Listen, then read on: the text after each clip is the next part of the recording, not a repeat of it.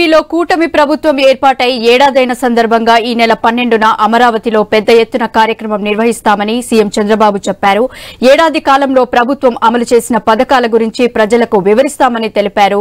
2024 జూన్కు ముందు ఏపీ ఆర్థికంగా సంక్షోభంలో ఉందని, ప్రస్తుతం ఆ పరిస్థితిని చక్కదిద్దుతూ సంక్షేమాన్ని, అభివృద్ధిని కొనసాగిస్తున్నామని చంద్రబాబు పేర్కొన్నారు. ప్రజా ప్రతినిధులతో టెలికాన్ఫరెన్స్ లో ఈ వ్యాఖ్యలు చేశారు. ఎమ్మెల్యేల పనితీరుకు సంబంధించిన సమాచారం తన దగ్గర ఉందని, ప్రజలు మనల్ని గమనిస్తున్నారంటే విషయాన్ని మర్చిపోవద్దని అన్నారు. ఎవరూ కూడా వన్ టైం ఎమ్మెల్యేగా మిగిలిపోవద్దని చంద్రబాబు సూచించారు. ఇక దీనిపై మరింత సమాచారం మా ప్రతినిధి కాంతి లైవ్ లో అందిస్తారు. కాంతి,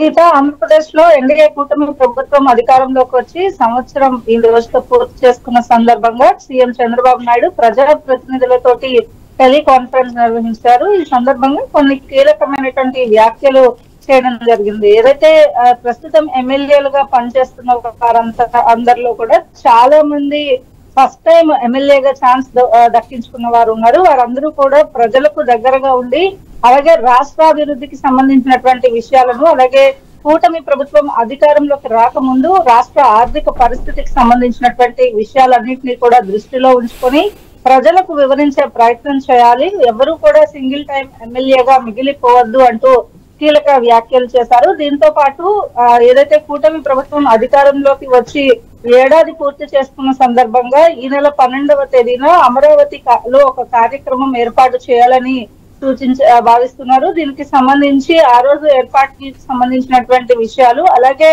ప్రజలు ప్రతి ఒక్క ఎమ్మెల్యేకి సంబంధించినటువంటి డేటా తన దగ్గర ఉందని, ప్రజలు ప్రతి ఒక్కరిని కూడా గమనిస్తున్నారనే విషయం మర్చిపోకుండా ప్రతి ఒక్కరూ పనిచేయాల్సిన అవసరం ఉంది. అలాగే రాష్ట్రానికి సంబంధించినటువంటి ఆర్థిక పరిస్థితులు, సంక్షేమ పథకాలకు సంబంధించి ప్రస్తుతం జరుగుతున్నటువంటి అభివృద్ధితో పాటు సంక్షేమ పథకాలు రెండు కూడా సమపాళ్లలో ముందుకు తీసుకువెళ్లాలనే ప్రయత్నం ఏ విధంగా కూటమి ప్రభుత్వం చేస్తోంది అనే అంశాలకు సంబంధించి 12వ తేదీన జరిగేటువంటి కార్యక్రమం ద్వారా ప్రజలకు వివరించాలనే ప్రయత్నం చేస్తూ ఉన్నారు. అలాగే ప్రస్తుత ఆర్థిక పరిస్థితి ఏంటి, అధికారంలోకి వచ్చినప్పుడు రాష్ట్ర ఆర్థిక పరిస్థితి ఎట్లా ఉంది అనే విషయాలకి సంబంధించిన వివరణ కూడా 12వ తేదీన ప్రజలకు ఇవ్వాలని ఒక నిర్ణయం తీసుకున్నారు. దానికి సంబంధించి ఈ రోజు అంటే ప్రజా ప్రతినిధులతోటి మాట్లాడిన సమయంలో చంద్రబాబు నాయుడు కొన్ని కీలక వ్యాఖ్యలు అయితే చేయడం జరిగింది. అలాగే పార్టీకి సంబంధించినంత వరకు కూడా కమిటీలకి సంబంధించినటువంటి ఏర్పాటు కూడా ఈ నెలాఖరులోపు పూర్తి చేస్తాం కాబట్టి పార్టీ పటిష్టతతో పాటుగా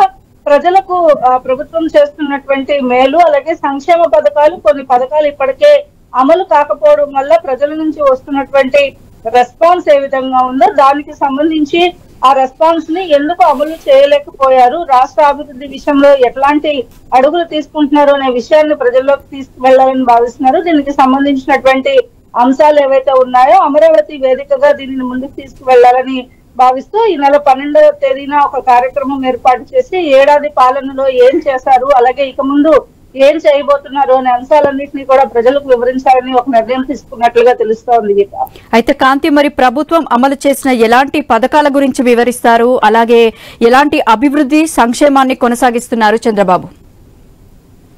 ఆంధ్రప్రదేశ్ కి సంబంధించినంత వరకు ఇప్పటి వరకు ప్రజలకు సంబంధించినటువంటి అంశాలలో ఏవైతే సూపర్ 6 హామీలు ఇచ్చారో, సూపర్ 6 హామీలలో భాగంగా గ్యాస్ సిలిండర్ అమలు విషయంలో ఏవైతే అమలు చేయడానికి ఏవైతే అడ్డంకులు వచ్చాయో వాటిని అధిగమించుకుంటూ దీపావళి నుంచి ఉచిత గ్యాస్ సిలిండర్ ని అందుబాటులోకి తీసుకువచ్చారు. అలాగే సంవత్సరానికి 3 గ్యాస్ సిలిండర్లు ఉచితంగా అందిస్తామని చెప్పినప్పటికీ ప్రతిపక్షాలు వీటిని ఎలా అయితే దాన్ని విమర్శిస్తున్నారో దాన్ని తిరిగికొట్టే ప్రయత్నం చేయాలని, అలాగే ముఖ్యంగా మహిళలకు ప్రతి 18 సంవత్సరాలు నిండిన ప్రతి ఒక్క మహిళకు కూడా 1500 రూపాయలు జమ చేస్తామని చెప్పి అకౌంట్స్ లో వేస్తామని సూపర్ 6 హామీలు లో ఇచ్చిన భాగంగా దానికి సంబంధించి ఇప్పటి వరకు అమలు కాకపోవడం, అలాగే తల్లికి వందనంకి సంబంధించి ప్రతి విద్యార్థికి 15,000 రూపాయలు చదువుకునే విద్యార్థులకు ఇస్తామని చెప్పారు. దానికి సంబంధించి కావచ్చు, అలాగే రాష్ట్ర అభివృద్ధి విషయంలో కొన్ని కీలకమైనటువంటి ప్రాజెక్ట్స్ ఏవైతే గత 5 ఏళ్లలో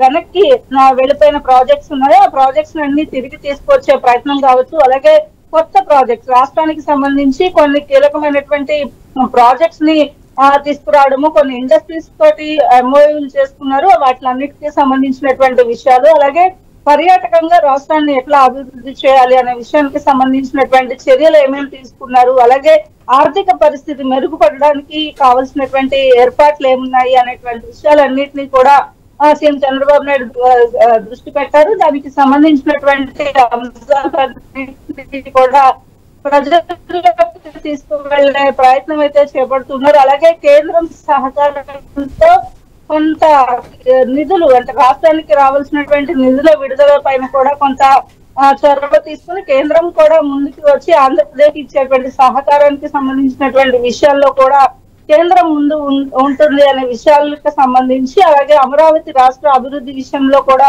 రాజధానికి సంబంధించినటువంటి అభివృద్ధి విషయంలో కూడా కీలకమైన అడుగులు వేస్తూ ముందుకు వెళ్తున్నారు. అమరావతి పనులకు సంబంధించినటువంటి అంశాలు, అలాగే ఉద్యోగ అవకాశాలు, అలాగే డిఎస్సికి సంబంధించి కూడా కొంత ఏవైతే వ్యతిరేకత ఉందో వాటిలన్నింటినీ కూడా తిప్పికొట్టే ప్రయత్నం ఈ అమరావతి లో ప్రభుత్వం ఏర్పడి ఏడాది పూర్తి చేసుకున్న సందర్భంగా 12వ తేదీన ఏర్పాటు చేసినటువంటి కార్యక్రమంలో వాటికి సంబంధించినటువంటి అన్ని అంశాలపైన ప్రస్తావించే అవకాశం ఉంది. దీనికి సంబంధించినటువంటి ఏర్పాట్లు చేయాలని కూడా ఇప్పటికే నాయకులకు సూచించారు. గీత, థ్యాంక్ యూ కాంతి.